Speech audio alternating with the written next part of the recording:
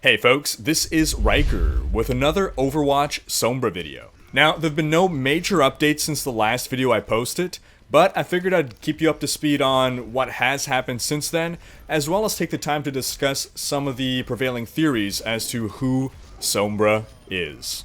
In our last video, we left off with a rising percentage meter and a photo that we had not yet solved.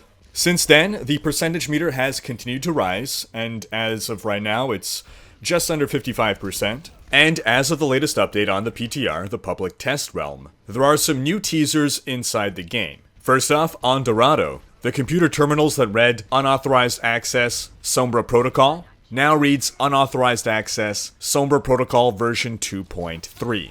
Once again, 2.3.23 continues to be a recurring theme with Sombra. And as a reminder, on the MohEternal website, the Sombra protocol version is 1.95. Now, another new thing about this is that this message now also appears on Volskaya Industries. It was previously only seen on Dorado. And lastly, some of the newspapers now on Dorado have had their headlines changed to Global Hacking Wave, or Hola Mundial de Hackeos. So with these added Sombra Easter eggs, Blizzard is basically teasing us. But nothing else has happened. It's just been going up, and it seems we were correct in guessing that Sombra was telling us, wait it out, wait for it to reach 100%.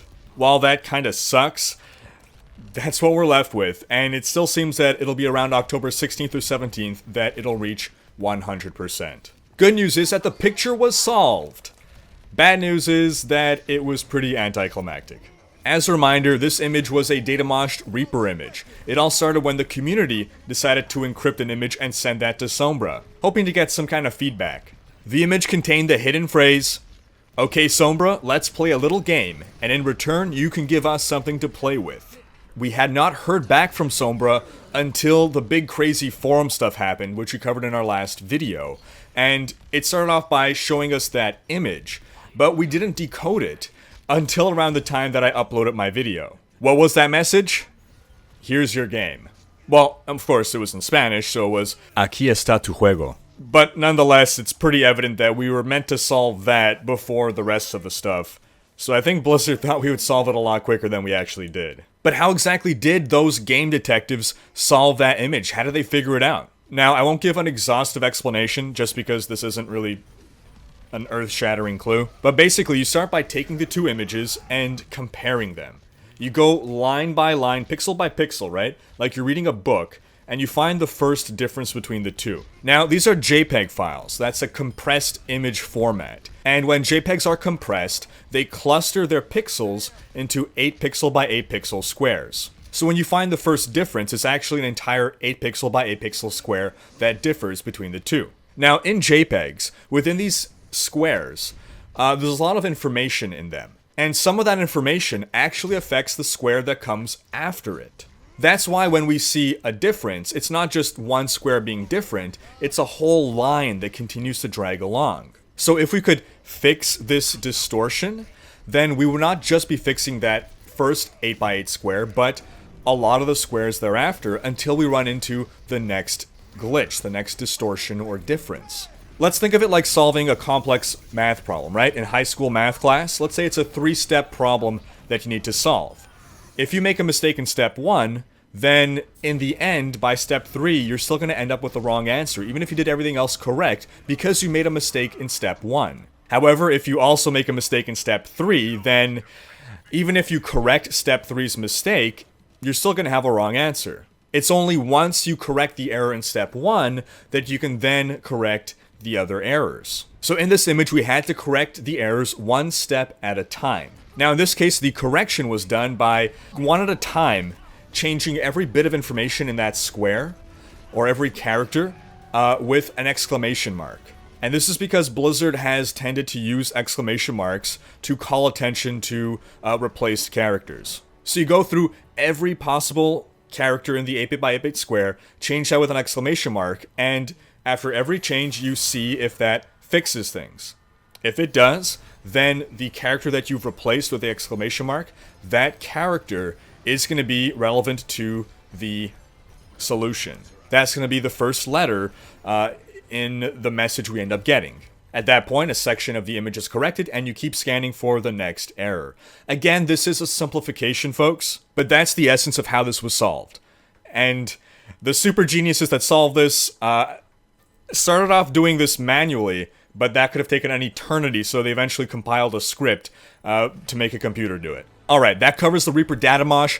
On to our theories about Sombra. We're going to cover 4 theories about who Sombra is. But to start, a couple things. First off, we know Sombra is female. This is because Rhykker has a voice line that you can hear in-game where he says, "Where's Sombra when you need her?" The second point is that Sombra is either a villain or neutral at best. She's definitely not a good character. And part of the reason here is that she has an association with Rhykker and or Talon. She either actively supports Talon, the bad guys, or she just sells her services to whoever is willing to pay her.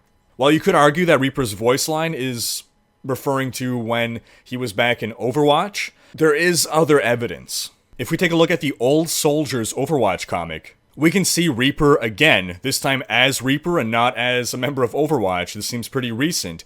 Rhykker talking about Sombra. A minion is reporting to him, and he replies, "No excuses, for your sake, hope Sombra can get something useful out of this information." So at this point, we know for sure that Rhykker, as a bad guy, is being actively helped by Sombra, either as another bad guy or just as a neutral agent who deals in information. So the first theory is that Sombra is Athena, or a corrupted Athena. If you don't know who Athena is, you hear her voice all the time whenever you travel to a new map, or otherwise hear announcements in-game. In the lore, she's Winston's AI for the Overwatch program. You see her most prominently in the Recall animated short, in which Rhykker busts in, slams a little gadget into her, and then Athena's saying that he's extracting the Overwatch database, and a percentage meter starts rising.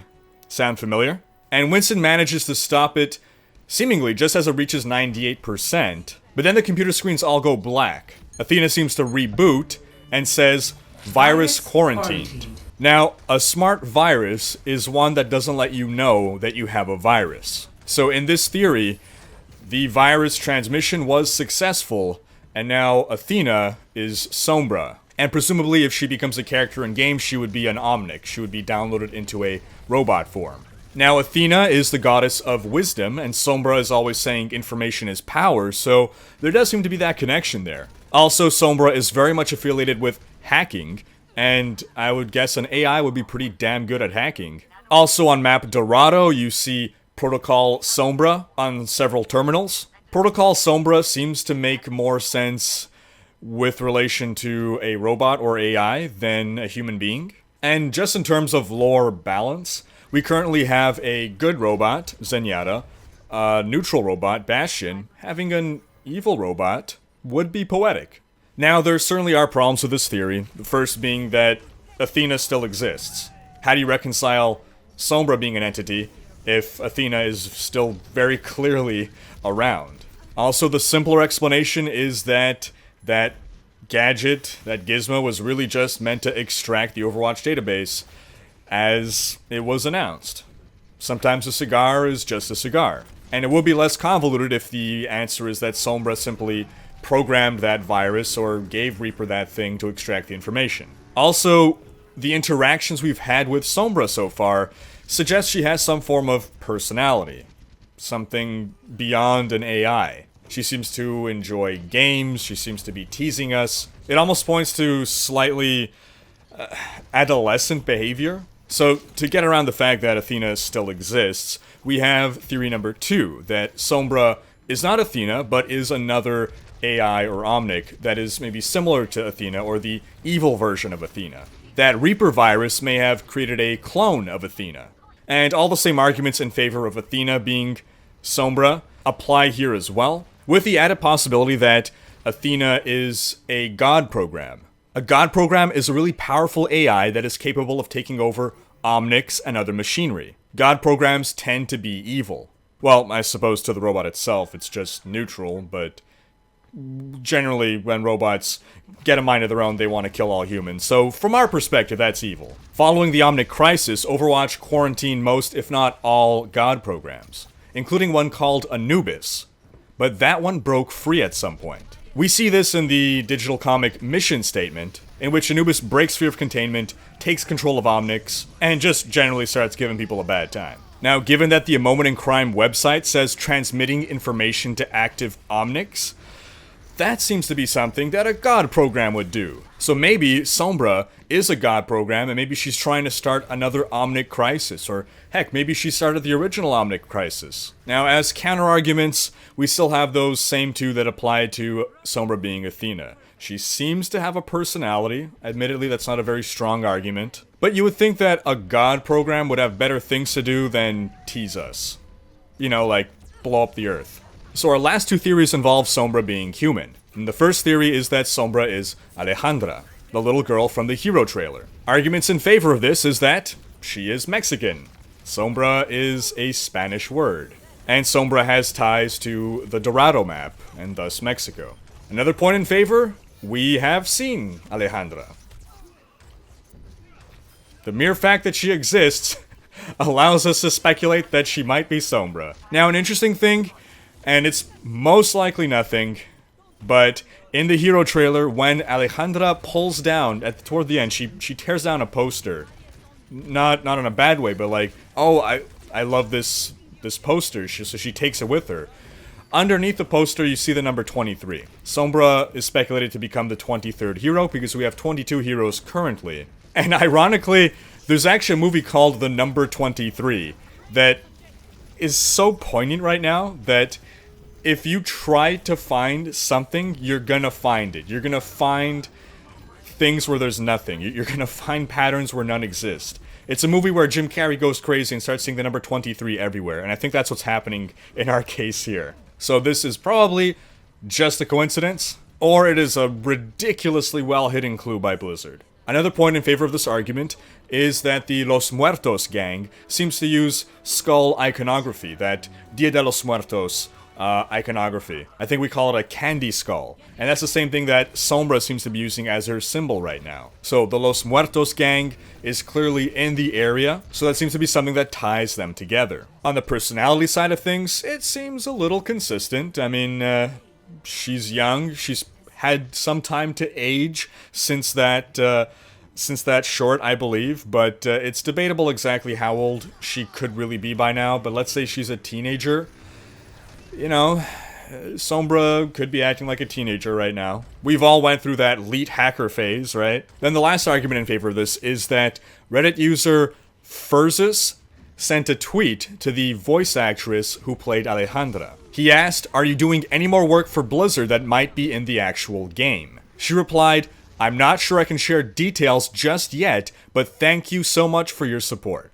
That could be something, or it could be nothing. Arguments against Alejandra being Sombra? Well, from what we know of Alejandra, she likes heroes. She's not a bad person. She didn't want to beat up the Omnic. In order for her to become Sombra, who we've clearly established as someone who's either evil or willing to work with evil people, then at some point, she would have had to be corrupted. And while that isn't out of the realm of possibility, that does not seem to be in line with the story that Blizzard is telling in Overwatch. This is Blizzard's most rated G stories, I feel. They've never had children shown so prevalently. And now that's not to say that there are elements of the story that are quite dark. For instance, the whole backstory of Widowmaker assassinating her own husband. It's not something that's made very obvious or prevalent or shown at the forefront. When we saw Widowmaker in a video, right, in that trailer, that cinematic, it wasn't showing her assassinating her husband. So if the storyline is that Alejandra goes from being this hopeful youth to deciding to join the dark side, while I think that would be a cool plotline, I feel that's too dark for Overwatch. I don't think that's the message Blizzard wants to send kids. Add to that the fact that she had an altercation with the Los Muertos gang, so I don't think she likes them. I don't think she would like to join them or have any affiliation with them. But you could counter that by giving Batman as an example. He doesn't like bats, but he adopted the symbol of the bat. Embrace your fear kind of thing. Now, the final theory is that Sombra is Alejandra's mother. Now, some of the same arguments for it being Alejandra work for it being her mom, being just that she's in the area and Mexican. But now a point in her favor is that we haven't seen her. They conspicuously did not show Alejandra's mother. Now, you can argue that, well, they just saved animation costs. It could also be that they didn't want to show her. Maybe to save her reveal for later? But, again, an argument against this is she seems to be trying to give a message of hope to her daughter, right? She doesn't seem to be someone who's telling her daughter, "F the police." She wants her daughter to believe in heroes. So if she were a bad guy, would she want her daughter to like the people she's against? You can argue that she doesn't want her daughter to follow in her footsteps. Maybe she wants a better life for her daughter. Maybe she doesn't enjoy working in the criminal underground. Altogether, though, a lot of these arguments are pretty vacuous. Like, a lot of the theories is basically, this is a person that we've seen, therefore it could be Sombra. And for anyone who still thinks Anna is Sombra, no. I'm not going to explain this at length, but it's definitely not the case. Anna is definitely not Sombra. I feel like we've covered why pretty solidly in the past, so I'm going to leave that without further explanation. So that wraps up this video. What are your thoughts? What is your theory? Who is Sombra? Thanks for watching. Special thanks to my Twitch and Patreon supporters for making these videos possible. Quick reminder that you have until September 30th, just a few days left to get your name on the t-shirt. Check out these other videos, and subscribe to join Rhykkers Raiders to stay informed of all things Sombra. 4123 is an R, 22 is an @ and hey, look at that, Sombra. You keep going to translate the whole thing, and you get this phrase here, which seems to be leet speak for Sombra, information is power,